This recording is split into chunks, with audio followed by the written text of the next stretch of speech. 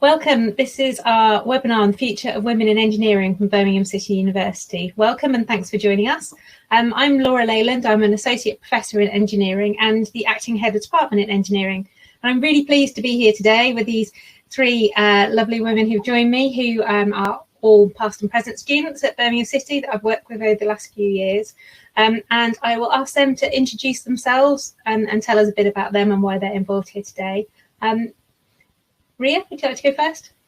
Yeah, so my name is Ria and I am a mechanical engineering graduate. So I recently graduated last year. Getting into engineering was basically, I loved physics, maths and IT, and that's where I found my joy and my passion. And I researched engineering and that's how I ended up at BCU.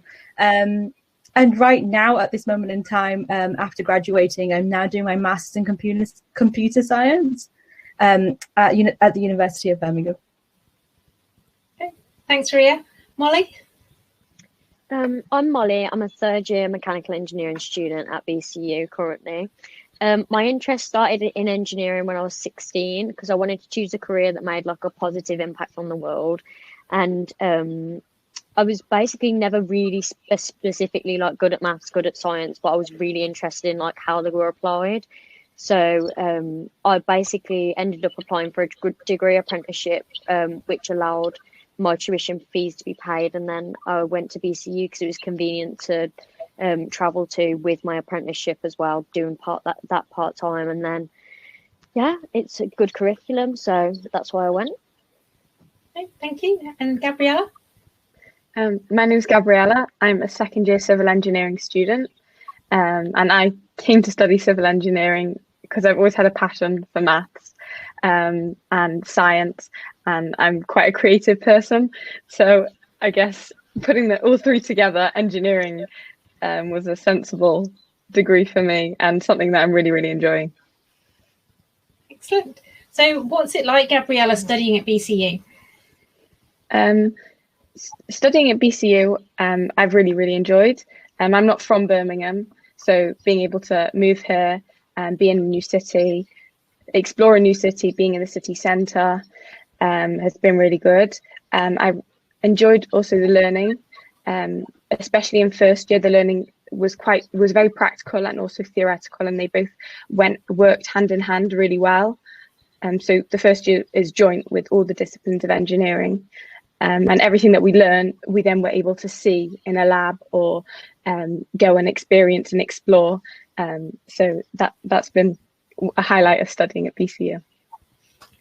Thank you. And Molly, what would you say has been the best part of your course? Oh, I think because I did a BTEC at sixth form, I think the project parts have been like my favourite. And like Gabriella said, it's been really good in terms of like you'd learn the maths and the physics and then you go into labs and actually like see how things work. But I think the projects have been the most interesting because I've seen the like most self-development in it, because I used to be quite like a pushover when it comes to like making decisions and stuff in like group situations, and now I'm quite like I tell people what's what and I lead a group really well. So I think the projects have also been really interesting. Like we did leading engineering endeavours with Laura last year, and it was like real world problems and we could solve them, and it's shown us like what we can actually do in the future with the degree. So yeah, that's probably been the highlight. Like that's my favourite thing about it. Great, I'm really pleased that you've enjoyed the project. Could you just explain a little bit about what that leading engineering endeavours project was? So we had a challenge, and we had to basically improve one of the infrastructures in a third world, in Johannesburg in South Africa, and we had to what our team did was implement a waste system, because they have a massive problem with waste. So we implemented like a recycling and composting system, which could help like the accumulation of like waste. So it was just like implementing infrastructure help basically to a place that doesn't have any infrastructure. So thank you for that. So a completely different side to engineering, is that creative problem solving. So not maybe something that people might think is what a mechanical engineer would do. Yeah. So the project is part of Engineering for People, which is a kind of core stream of, if we don't understand who the people are and what the context is, how can we solve the problem? Mm-hmm. Right, thank you. So Ria, what would you say have been the skills that you've obviously graduated now through the engineering program? What would you say are the key skills that you developed? I think technically working on software like CATIA, MATLAB, Simulink, Adams, and ANSYS, they were all like I've done so many things in those softwares now that it's like second nature to me now. So there were great technical skills that I learned. Of course, like developing my soft skills as well. Like as a female in engineering, there are not a lot of us, so it's kind of like communicating with all these guys that you have to work with and making sure that they understand your presence and how you are as a person, as a leader, and respect you as a leader as well. Other things that we learned was, working in lab sessions and doing experiments and mechanical testing, which was really fun on my part. I loved those sessions.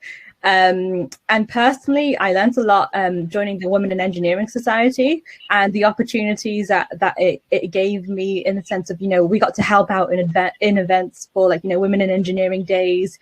We also built a great network of women engineers, and it felt like it made me feel included in the engineering world, and it kind of developed me professionally as well, because now I have a great network. I can, if I have any problems or anything, I can go to someone and say, Laura, this is what's happening to me right now. Can you help? Because everyone has different experiences, and it's great to hear and learn from everyone's mistakes or their achievements.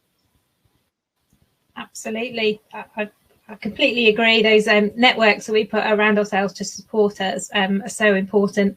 I'm still developing my network as I go and finding support networks for me, as well as supporting those around as well. That's great, thank you. So as you just mentioned there, Ria, there aren't that many of us as women in engineering. Okay, so why do you think it's so important that we have more women in engineering? It's that first step to equality. We've been fighting this fight for a very long time, and before, we were just mentioning it before this webinar, how times have changed from when, Laura, you were studying to when we're studying. Even though the percentage of women has increased, it's still very low compared to other modules, like other courses such as accounting and finance, medicine, and things like that. So I think it's very important, because us as women, we can bring so much to the engineering world. It's just having that confidence and taking that leap and doing what we need to do to be present in the world. Absolutely. And the world needs people to be solving problems in a different way. If we're not represented in the problem solving, then we're talking about the Engineering for People project. If problems are all solved with one particular mindset, then we're only going to have one set of solutions for that mindset. So, absolutely. So what would you say are the challenges? So why don't we have so many women in engineering? I don't know, Gabriella, do you want to pick this one up? So what do you think the challenges are? Why are our percentages so low?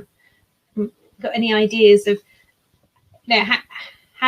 what made you carry on and do it, even though most of your peers went, no, what are you doing engineering for? Yeah, I guess it's a lot about how people perceive things. I went to an all-girls school, a high school, and as part of a project I did research just to see what people knew about engineering, and to put a survey out there, like what do you think of when you hear the word engineer? And so many people came back and said a mechanic, or I don't even know what an engineer is. And so I think there's so much more to engineering, and there's so many places you can go. Going back to what Molly said about the project that is looking at making changes to people's lives, that one, and there's so much that you can do with it.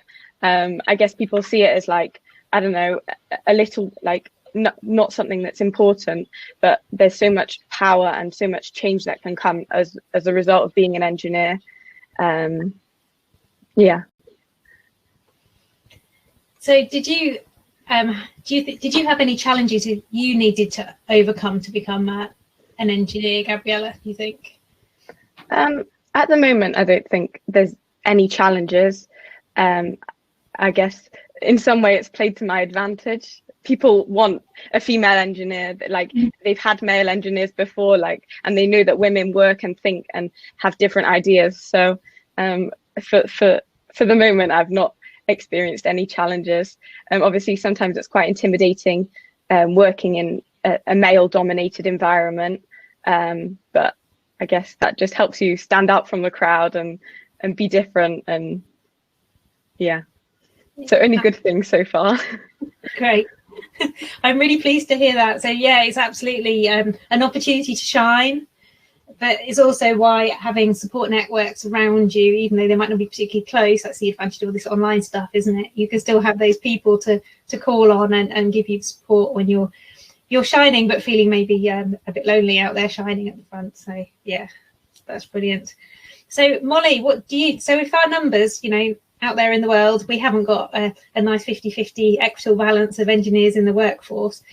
What do you think companies or employers could do to improve the balance? So I think the thing that made me go into it was the fact that I seen like that I could have the opportunity of the degree apprenticeship that I got, and then I came to uni, and then you said to me on the first day, "Oh, I've got this boys bursary. Can you join this?" And I was like, yeah, I'll give it a go. And then as soon as you open one door, like the rest of the doors open. So I think a key thing would be for people to like influence more people into it. I know like the HR manager at my work is so passionate in getting women into engineering, and she's trying to like trying to get even like hire women in engineering into the company, not necessarily just apprentices. But I think incentives are definitely the way of like, maybe someone wants to, but they're not entirely sure on like if they should go into engineering or not, but that incentive will push them to a bit more. So it's definitely that, as well as like knowing that you're supported. So I know at my workplace, like a lot of the men say, "Oh, it's brilliant that you're here. Like it's brilliant for us to have like your perspective on things, your organisation skills, you're this, you're that." And like it is like nice to know that people are happy that you're there. So I think it's that like employee base to like influence people into it as well. But it's a lot of I think from school we should have a lot more influence in the way of like STEM, because I know a lot of teachers didn't necessarily go to me, "Oh yeah, do engineering, that's really good." They were just sort of like, "Oh, why are you doing engineering?" even when I was doing it. So it's definitely like the influence, because I do say to a lot of my friends, "Oh, why did you do this?" and they're just like, "Oh, because I felt like girls did sociology, so that's why I did sociology." And that's how people learn, like think from like a younger age. So then it goes into employers, and then it goes into things like that. So it's definitely just like the influence of other people around you, and like an incentive to do better, because I know a lot of things that I've done have opened doors, like I said. So yeah, that's great. There are so many things that I'd like to pick up and talk about them, but I am aware we've only got another 15 minutes. We could do hours and hours on this subject area. Absolutely. I don't know if either of you guys have got anything that you'd like to add on that. What do you think that companies or employers could do to improve the balance? I definitely think Molly was right in saying that, more outreach programs at schools would be amazing, especially because I went to an all-girls grammar school, and not once was it suggested that engineering was a career. That's something that I had to do myself and research. I also think promoting development opportunities for women, internships, insight days, or webinars, like what we're doing right now, and women talking about their experiences and how they got to where they are. Because I know I've attended a lot of webinars on my own accord, but having that being promoted and saying, there are women here and they are doing their best, they are at top level jobs, and you could be that. And I think that aspiration, and as a child, if I had the opportunity to go back in time, I would love to see someone of a woman of color and just a woman in general at position that at a position in a prestigious company. Absolutely. Gabriella, did you want to? Yeah, just two things. The first one being that like it's really important to break stereotypes and like how people perceive things. And one way that we could do that is like through creating positive role models for people. Like people see women, I don't know, on billboards as engineers. It's like, oh, like that's something that we can do, rather than just seeing men. Yeah, absolutely. I completely agree. The WISE campaign did a big piece of activity around Girls Like Me, which was particularly aimed at that. So what does an engineer look like? That whole thing, you know, put it into Google and you see some white men with hard hats and a wrench in their hand, which obviously is what we all look like, yeah, and how we all spend our days. So this breaking down the stereotypes and the perceptions, I completely agree. And the outreach activities with schools, I think you've all been involved with our Women in Engineering Days, where we do stuff, and the stage where we need to get involved is getting earlier and earlier and earlier. So, you know, we're aiming at kind of year 9 as people are making their options, because if it's much later than that, the decisions are already made and people already got fixed views. But also, you know, we'd all, with all the hours in the world, we'd all love to be involved at every level of the education. And maybe now, with this virtual world that we're operating in, it does give us more opportunities to, you know, spread our net wider and get involved in different ways. I'm trying to find the positives in lockdown. We'll get there. Okay, so now we move on to kind of the next step in the last kind of 10 minutes or so of what we're talking about what the future is going to look like, and what your guys' next steps and aspirations are going to be. So can we start with Gabriella, because you're a bit further away from graduation, about what your career plans are and what your future hopes are? So I have a year and a half till I graduate, and then I will hopefully stay in the engineering industry. But for the moment, the world is my oyster. I have not committed to anything. I've not made any decisions. I'm open to anything. If anyone has any ideas, let me know. Fantastic. And Molly? Well, I graduate in 6 months' time, so I'm a bit closer to knowing what I'm doing. But with my degree apprenticeship, I get a guaranteed job for 3 years after. So I'll be staying on at Epsom for the next 3 years. And then, as I was saying, my final year project's based on the environment. So either I want to go into something like regarding the environment, or I've always loved theme parks and the idea of like the people that move in Disneyland. That's amazing. So I'd love to go into like theme park design, or making the like caricatures move in Disney rides and stuff like that, because that's really interesting. But definitely either. Yeah, that's the ultimate dream. Oh, fantastic. And Ria, obviously you've had a little deviation already from your mechanical engineering. Yeah, I think everyone always says to me, you know, why did you move to computer science? It's not that I betrayed engineering, I promise. But within my mechanical engineering degree, I instead of I kind of focus on the future of engineering, and the fact that, you know, everything that we've learned is stuff that happened in the past or is happening now, and I wanted to learn more about, you know, machine learning, artificial intelligence, and what the future holds. And I felt like it was necessary to kind of go into computer science and explore my options there. Not only most people kind of frown at the idea of changing disciplines, but I feel like mechanical engineering and computer science go hand in hand. Like, I am learning concepts, like I've learned concepts in mechanical engineering, but I'm developing them in computer science.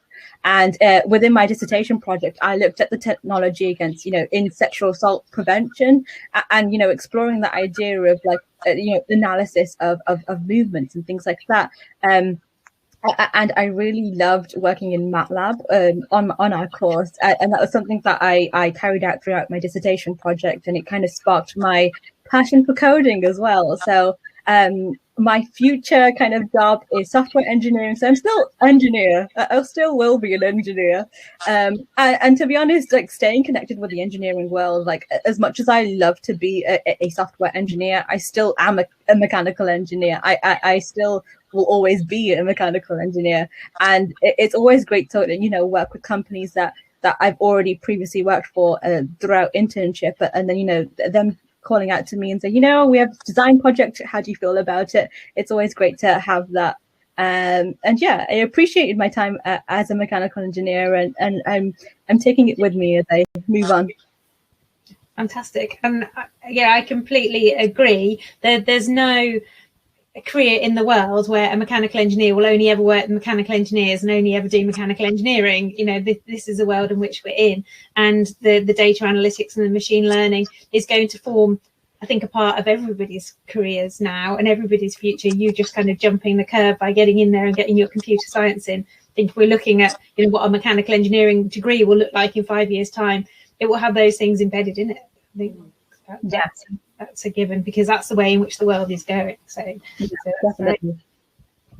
So all of you lovely students are WISE, or were WISE bursary winners. So WISE bursary is Women in Science and Engineering bursary, which is sponsored by Meridian Lightweight Technologies here at Birmingham City University, and we offer it, and we have offered it for 3 years, and we're offering it again this year, and we will next year, where we're giving an opportunity to a new graduate, a new engineering student at Birmingham City University has an opportunity to win this bursary.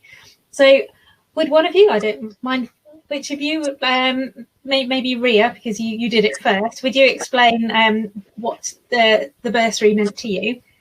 Yeah, so to be honest, so I feel like, yes, I am the first one who was on this WISE bursary. It all started with me. Woo!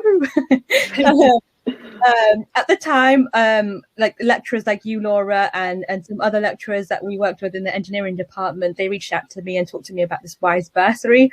At the time, I didn't know what it was, and I also was very apprehensive. I was like, you know what? I already stick out like a sore thumb. I don't want to do anymore.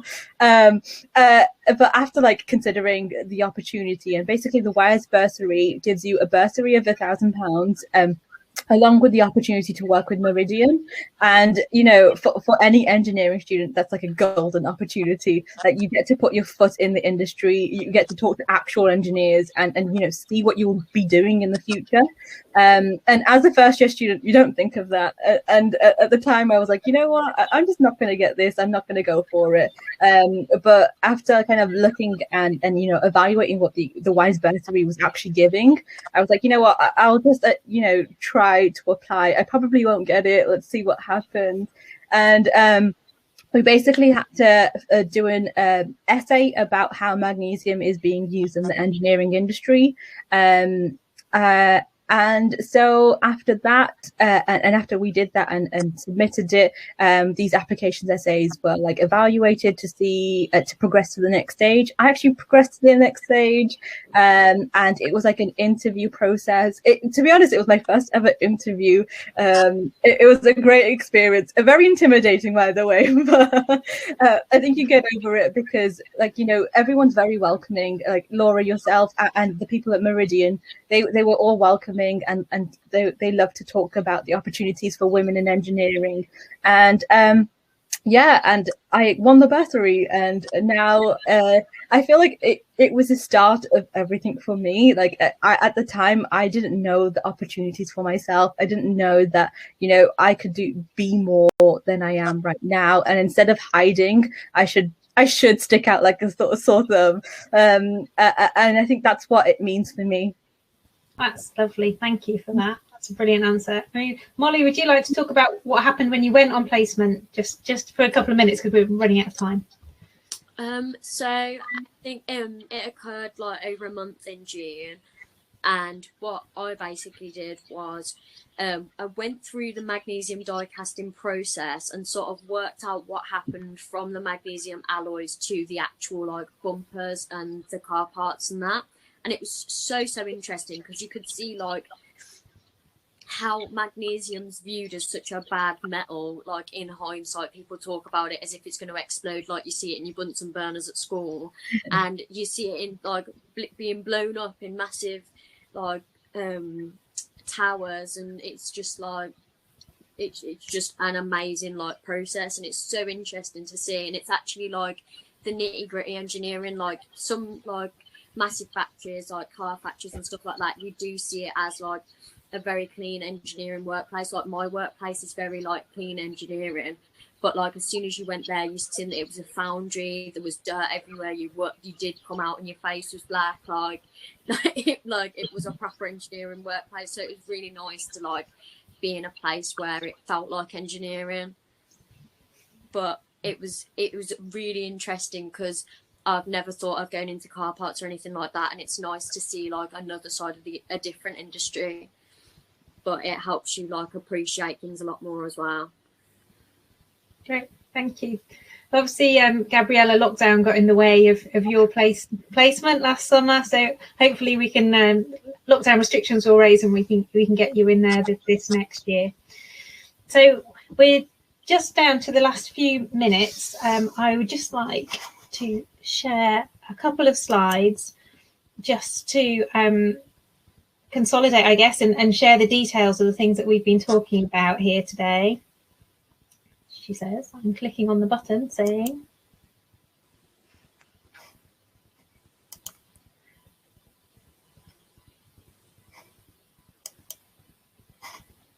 okay. So this WISE bursary we've just been talking about, there's lots of information about it and how you can apply on our website. At the end of this event today, everybody that's registered will be sent an email which will have the links to all the websites and all the information I'm talking about here. But the detail is all on the website of how to apply and further information about it.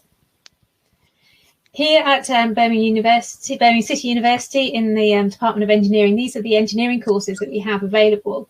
So we have an optional foundation year for all of our courses, the engineering courses, particularly for people that don't have the A-level maths requirement that we have for our undergraduate level intake. So we offer automotive, electronic, mechanical, manufacturing, biomedical and civil engineering. So all with a foundation year option should you want it.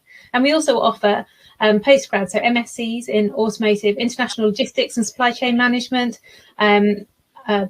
project management and mechanical engineering. So there are opportunities right the way from foundation years through to postgrad courses to study these engineering subjects. Engineering to make the world a better place, that's what it's all about.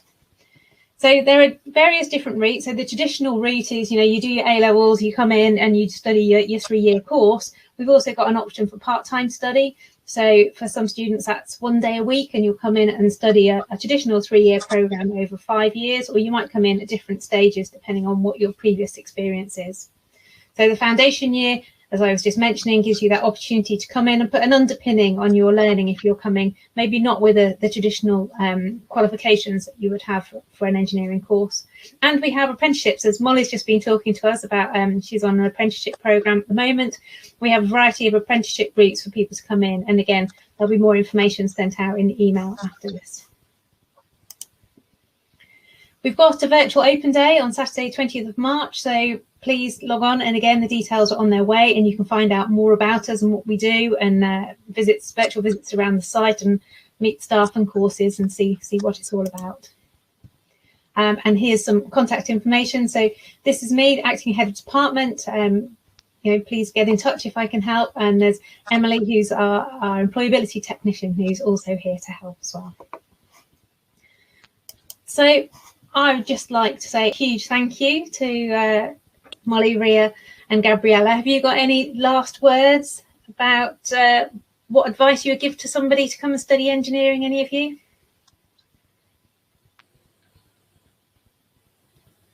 Oh, I think you're muted there, Ria. Oh, sorry, I apologize. But what I was saying was, don't be afraid, don't be intimidated, take the leap and believe in yourself. Brilliant, thank you.